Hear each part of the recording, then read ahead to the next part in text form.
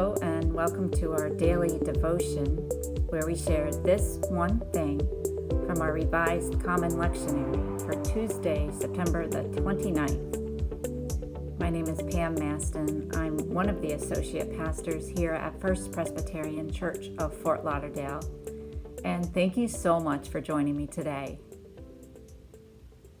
In our gospel reading for today, from Luke chapter 5, we find two desperate situations. First, we find a man with leprosy. Leprosy was one of the most dreaded and despised diseases of that day. And the second desperate situation was another man who was paralyzed. Well, let's see what happened in these verses 12 to 26, chapter 5 in the Gospel of Luke. When the man with leprosy saw Jesus, he cried out for help, and Jesus healed him. With the man who was paralyzed, it was his friends who cried out on behalf of their friend. They took their friend to Jesus because he couldn't get there himself.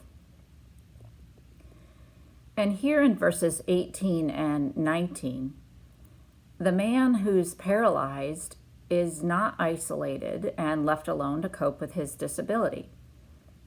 It is his friends who are the heroes of this vignette.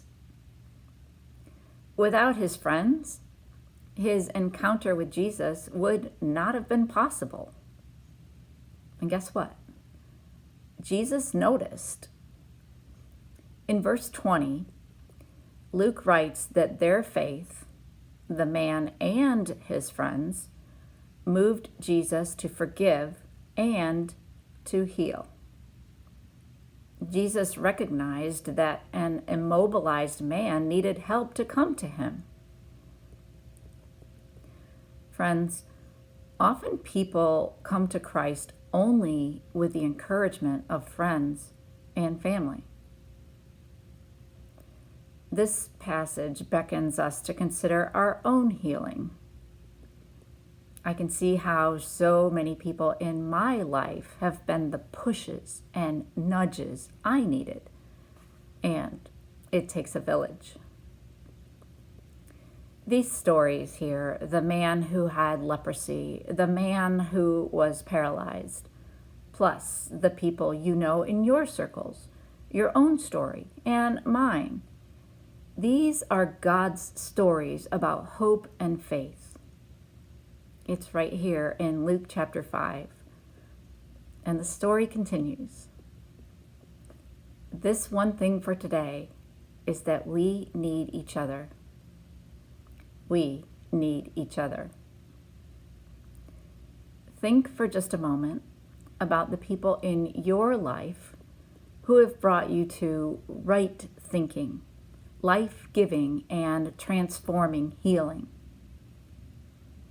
If that person is alive, write a note of gratitude today, or send a text, or phone him or her. If that person has joined the Church Triumphant, then say a prayer. Grandma, are you listening?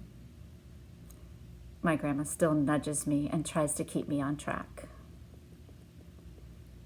If we are really honest, we haven't done life by ourselves.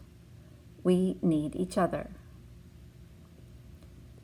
This week, who might you be a friend to someone desiring healing?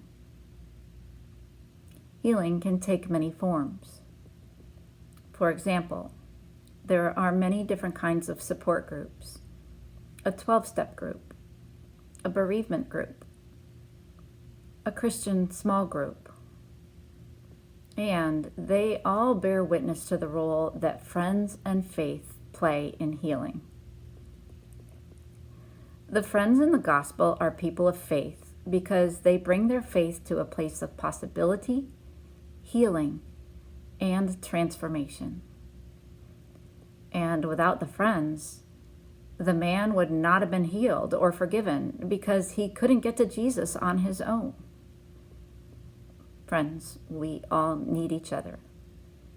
And together, let's give thanks to God that our Lord is with us and for us in the midst of it all. Friends, thank you so much for joining me today. Stay healthy, and we'll see you tomorrow.